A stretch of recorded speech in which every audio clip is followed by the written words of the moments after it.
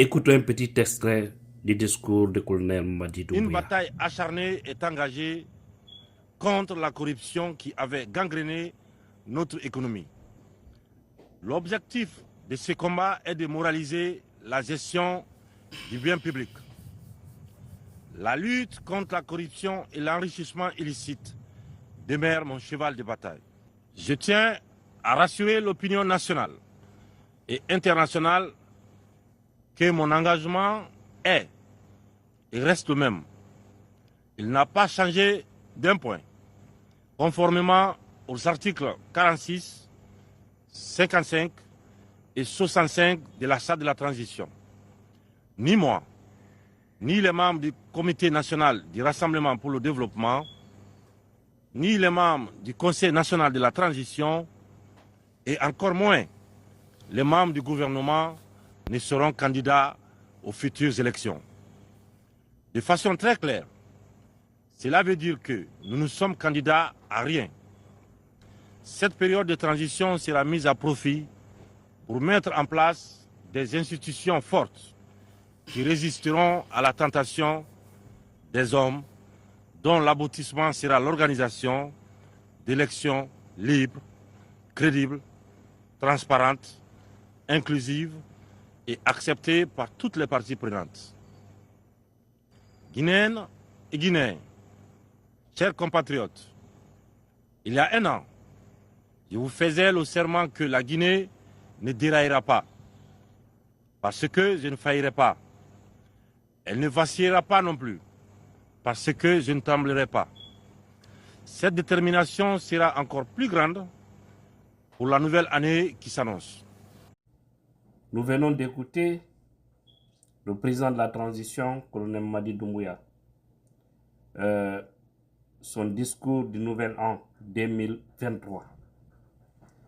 Mais la question qu'il faille se poser, pourquoi on parle toujours de la lutte contre la corruption, mais on ne parle jamais des gens qui ont perdu leur vie lors des différentes manifestations? Pourquoi on n'engage pas une justice contre tous ces hommes à bien tenus qui ont banalement ôté la vie des citoyens? Est-ce que c'est cohérent? Je dis non. Non, pas du tout. Est-ce que c'est sincère? À chacun des usés. Seulement, on doit être sincère dans la vie, pas dans la parole. On nous a habitués à ces beaux discours. Au-delà de tout, vous avez suivi par rapport à la candidature, parce qu'il y a eu trop de pression, il y a eu trop de dénonciations par rapport à ce projet qui réaffirme encore. Mais est-ce qu'on peut croire à son engagement? Ça aussi, c'est à chacun d'entre nous d'en tirer les leçons. Et quand tu nous dis aussi les erreurs du passé ont pris fin, il y a de cela un an, tout va bien dans le pays. Est-ce que ça aussi c'est vrai? J'ai dit non, parce que les anciennes pratiques ont toujours continué. Et jusque-là où nous sommes en train de parler, il y a des Guinéens injustement arrêtés qui sont en prison. Il y a des officiers militaires qui sont injustement arrêtés, ils sont en prison. Beaucoup de jeunes Guinéens aussi ont été froidement touchés par ces hommes à bien tenus et sous Mamadi Doumbouya. Alors, est-ce que c'est ce qu'il avait promis le 5 septembre 2021? J'ai dit non. Aujourd'hui, on empêche des Guinéens à voyager, à aller à l'étranger pour se faire soigner. Est-ce que c'est juste? J'ai dit non. Alors, tout ce qu'il a dit, moi je pense que, et ça n'engage que ma personne, en fait, c'est des boucans. C'est des boucans tout simplement. Parce que vous allez voir encore 2023 ici, ce qu'ils vont faire.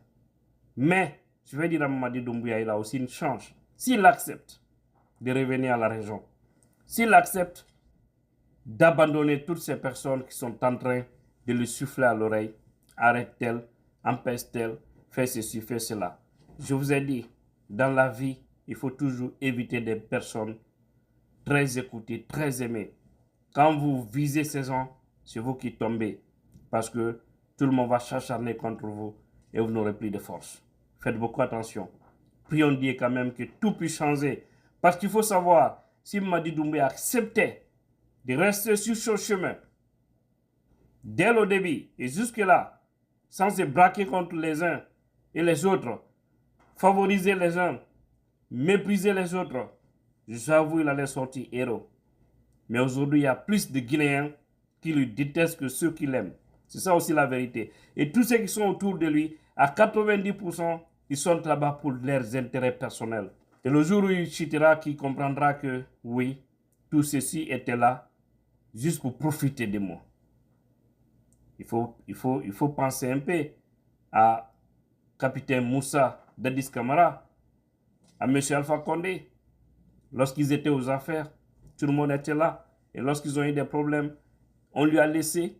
Et aujourd'hui, beaucoup d'entre eux sont avec Mamadi Doumbouya, qui comprennent qu'après aussi, lui, tous ceux qui font semblant d'être avec lui vont lui lâcher. Donc, il fasse beaucoup attention pour sauver la République.